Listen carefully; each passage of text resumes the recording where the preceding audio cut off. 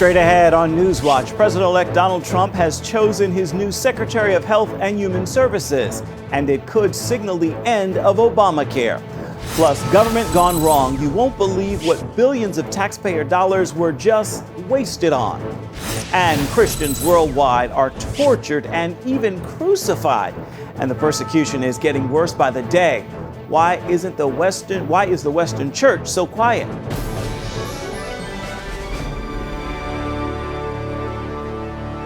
Thank you for joining us for CBN Newswatch. I'm Ephraim Graham. President-elect Donald Trump has chosen his Secretary of Health and Human Services, and it could mean the end of Obamacare. Dale Hurd is on this story. It's a strong sign that Obamacare's days could be numbered, at least in its present form. President-elect Donald Trump's nominee for Secretary of Health and Human Services, Georgia Congressman Tom Price, has been one of the staunchest opponents of the president's health care law on Capitol Hill. Price has said Obamacare violates every principle in health care. Price even drafted legislation to repeal it. His plan includes measures to cut the cost of health care and increase the choices patients would have, using tax credits for health insurance and health savings accounts. Trump advisor Newt Gingrich tweeted his approval, calling Price the right leader to help Congress replace Obamacare. The president-elect also met with one of his favorite military leaders at Trump Tower, retired General David Petraeus, one of the contenders for Secretary of State. The meeting went very well. Was with him for about an hour.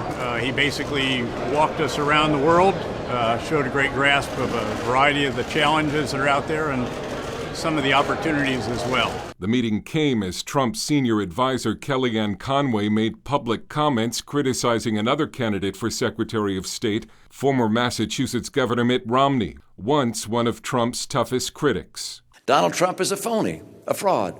Conway says Trump's supporters would feel betrayed if Romney gets the job. There was the Never Trump movement, and then there was Governor Mitt Romney. He went out of his way to hurt Donald Trump. I don't think a cost of admission for party unity has to be the Secretary of State position. Others on Team Trump are pushing for longtime loyalist Rudy Giuliani, but Vice President-elect Mike Pence and others are reportedly behind Romney. Pence also told reporters to get ready for a lot more announcements of cabinet appointments. It's going to be a busy week. Get ready. Trump still has several important positions to name, including the key post of Secretary of Defense and Treasury. And despite the controversy over who he'll pick for state, Trump's transition is still moving faster than previous administrations. Dale Hurd, CBN News. 11 students were hurt in an attack at Ohio State University Monday. The attacker has been identified as a Somali immigrant named Abdul Razak Ali Artan. He was a student at Ohio State, and reports indicate he was a devout Muslim who was angry about the way Muslims were being treated. The attack was similar to a recent ISIS terror attack in France. In this case, the attacker drove his car into pedestrians onto a curb on the university campus and then began slashing people with a knife. Male suspect drove a vehicle over the curb, West 19th, west of College Avenue, struck pedestrians. He exited the vehicle and used a butcher knife to start cutting pedestrians. There were multiple injuries related to lacerations or cuts, most likely, as Chief said, from the stab wounds from the butcher knife. Certainly that authorities need to treat this as a potential terrorist attack. Investigators are looking into a recent Facebook rant they believe Artan posted. It said, "If you want us Muslims to stop carrying lone wolf attacks, then make peace. We will not let you sleep unless you give peace to Muslims." Artan was killed by a campus police officer during that attack. New reports of Muslims being targeted in the U.S. in the aftermath of the election. In Seattle, a Muslim student reports she was struck in the face with a glass bottle while wearing a burqa 2 weeks ago. And from Georgia to California, a hate-filled letter was sent to several mosques. It threatened that Muslims will be exterminated by President-elect Donald Trump, claiming he would do to Muslims what Hitler did to Jews. Trump has never threatened Muslims. Pastors from the communities are speaking out against the letters and the bottle attack. The U.S. government is drowning in trillions of dollars in debt, so you might think it stopped spending billions on useless stuff. But as Paul Strand reports, one senator just put out a list of hundreds of projects that wasted $250 billion in taxpayer dollars.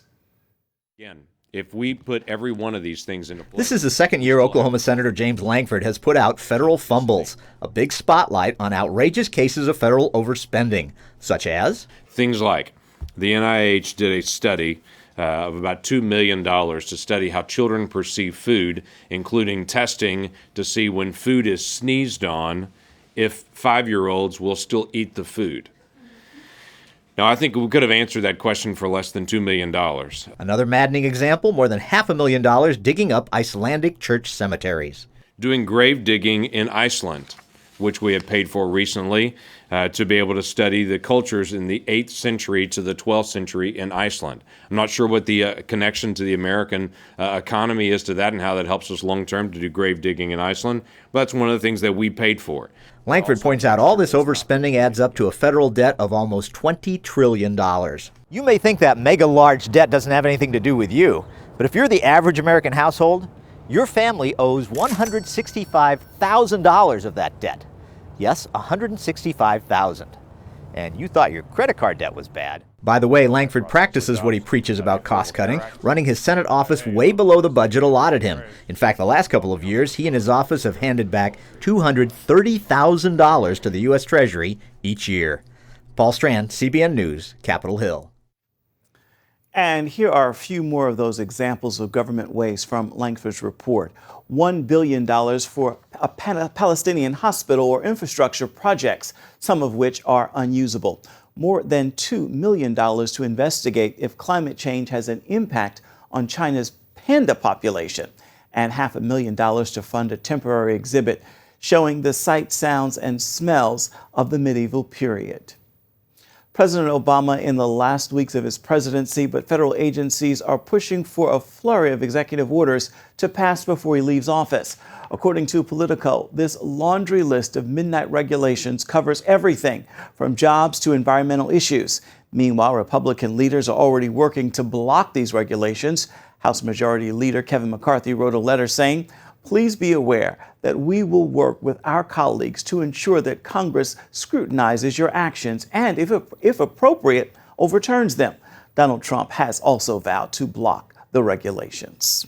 The FBI is calling last Tuesday's arson attack on a pro-life pregnancy center in Albuquerque a possible hate crime. Someone broke into the Project Defending Life Pregnancy Center around midnight last Tuesday, setting the facility on fire.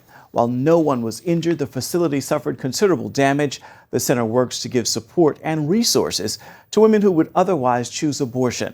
The center says the attack won't keep them from helping the women they serve. I want to turn overseas right now. 76 people died after a plane carrying a Brazilian soccer team crashed in Colombia. It happened Monday night in a mountainous region near the city of Medellin. Police officials say only 5 of the 81 people on board survived. A Brazilian First Division soccer club was traveling from Bolivia to play in the final of a South American tournament. Authorities say the plane reported electrical problems. Coming up, while America looks towards a new future with a new president, violent Christian persecution still raging in the Middle East, and leaders say it is time for the church to take a stand.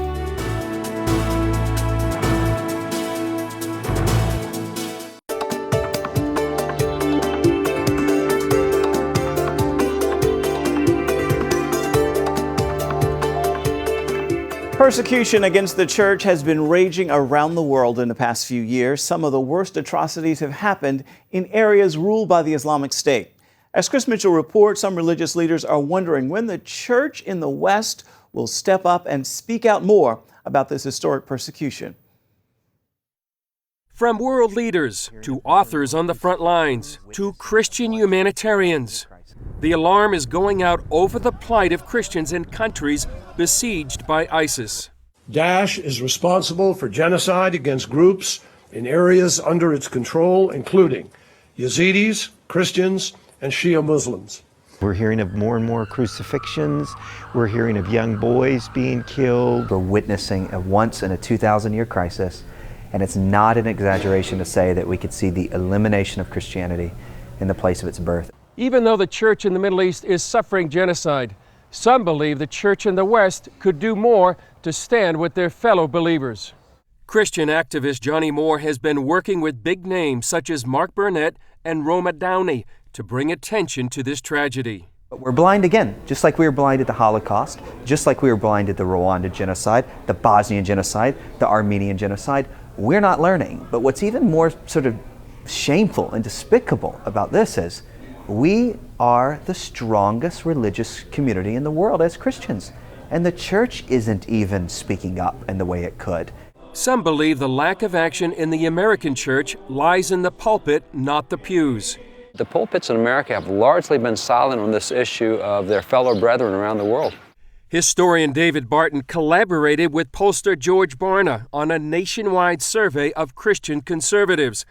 They asked pastors and parishioners about 22 specific issues. Results showed parishioners put religious persecution as their number 2 area of special interest. 86% wanted more information on the issue. The same subject, however, didn't even register with their pastors as a topic to address with congregations. So you've got 86% of American Christians saying we need to hear about this, we've got to be informed on it, and pastors saying, don't think I want to talk about that. So there's this real dichotomy right now on persecution in American churches, at least addressing the subject. And certainly if you start addressing the subject, then you're more likely to do something about it. And that's really what Christians in the Middle East need, is they need outside help. They can't save themselves. It's going to take outside help. People like this Christian woman need that help. As ISIS plowed across Iraq, she and her family fled their Christian village of Karakosh. Until now, we can't even imagine this happening to us. It's like a dream. Everything was so normal. Our life was so comfortable, and suddenly everything changed. Changed by terrorists with a deadly goal. They don't want any Christians to live in Iraq. They want to kill them all or have them leave or become a Muslim. Tom Doyle, who has worked with the persecuted church for years, says the church needs to open their hearts and eyes. We need the pastors to speak up. This is your family. And I know what it's like to be a pastor because I did that for 20 years, and so many times you're so consumed with the things within your four walls, but we're connected around the world. We are completely connected, and this is family. They may worship a little different from us, they may look different, they may speak a different language, but they love Jesus with their whole heart. Ironically, the Jewish community is filling the void. It's sort of nonsensical, but history repeats itself. One of the great allies for the displaced and persecuted Christians in the Middle East presently is the Jewish community, as the Jewish community sees a repetition of history. It was the Simon Wiesenthal Center, a center that specializes in the study of genocide, that first said it was genocide against Christians. I'm hearing this from Jewish rabbis who are saying, we appreciate the support, we appreciate you siding Israel. Guys, you got to save Christians. You got to stop this genocide. So it's amazing that Jews who have been through this and who get reminded of it, things like Yad Vashem, and it's all around the country, they're saying, Americans, Christians, wake up. You got to save the Christians that are having the same Holocaust that we went through. And I find that powerful when it's being delivered by Jews who have been through it themselves. And they're now saying, Christians, wake up. It's your turn. We got to help these people the way we hope someone would help us. We have to pray for them the way we hope someone would pray for us. We have to give to them the way we hope someone would give to us. And we have to speak up for them the way we hope someone would speak up for us. Chris Mitchell, CBN News, Jerusalem. He is a newly elected billionaire businessman, and no, we're not talking about Donald Trump. Meet the governor-elect of West Virginia, Jim Justice, right after this. West Virginia, it is a small state that played a big role in this year's presidential race. The reason? Coal. And it was the Democrats' unpopular war on coal that propelled West Virginia's only billionaire to win the governor's seat. Wendy Griffith sat down with coal baron and governor-elect Jim Justice, who has big plans for the Mountain State. Meet Jim Justice. The 65-year-old Democrat sailed to victory in West Virginia's race for governor by campaigning hard against Hillary Clinton's war on coal. West Virginia. His edge? As a mine owner in 5 states, including several in West Virginia, coal is literally his business. Our miners don't want a handout. They just want to get their dinner bucket and go to work. And it's such a small ask, so I'm going to do everything in my power to make it happen. Several coal mines have recently come back to life. Did you have anything to do with that? Sure. I mean, we're hiring back 375 miners right now. They're all metallurgical mines, so that's the high-quality steel producing or steel-making coals. If President-elect Trump, gets us building roads and bridges and all the things that he surely says that he's wanting to do and everything, that will even only expand the demand for steel even greater. Justice owns more than 100 companies ranging from coal to cotton to timber. He's best known, however, for saving the Greenbrier, one of America's most historic luxury resorts, from bankruptcy. Justice bought it for $20 million, hired back 650 employees, and expanded the resort to include a casino. Today, the Greenbrier hosts a star-studded PGA tournament each year and boasts more than 2,000 employees. All I really did was give these great people new life. I mean, they make me look better than I am every day. I mean, they really do. And they would fight a grizzly bear for me because they know I'd fight it for them. The whole strategy was just trying to infuse energy back into this great, historic, wonderful place. And so that's what we did. The similarities between President-elect Donald Trump and Governor-elect Jim Justice are hard to deny. They're both billionaire businessmen, they both ran as political outsiders, and they both have a record of creating jobs. A lot of people make that comparison, and I don't know. The Trump family and I are great friends, and I know Donald really well. His son Eric was here probably a year and a half ago, and we were back in my Suburban, way back in one of these mountains. I blew the tire out on the car. He was underneath the car changing the tire, and what a wonderful young man, and what a great family. Like Trump, the 6'7" Justice doesn't believe in doing anything small. When he opened the casino at the Greenbrier, he brought in Hollywood A-listers, Jennifer Garner, Ben Affleck, Brooke Shields, and more. He's currently working on a mountaintop golf course designed by legends Jack Nicklaus, Lee Trevino, and the late Arnold Palmer. Plus, a new ski resort expected to rival Snowshoe, West Virginia's largest ski destination. We don't think big enough in West Virginia. We don't think about having the next Dollywood or the next Disney or whatever here. But we need to think bigger. And I've got the ability, the contacts, and that's what I do. I dream big. In June, disaster struck when flash floods claimed more than 20 lives in West Virginia, including 15 in Greenbrier County, where the resort is located.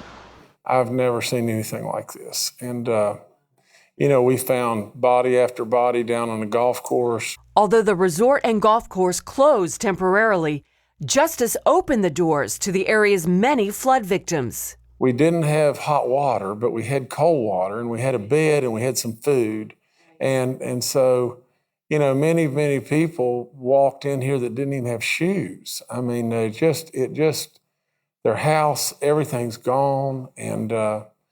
And lots of people say, well, boy, that was a really great thing to do, Jim, but it was only the right thing to do. How does your Christian faith help guide your life, your businesses, and now politics? Well, Wendy, it guides everything I do all the time. I pray many times a day and read the Bible every single night before I go to bed, and I've done it forevermore.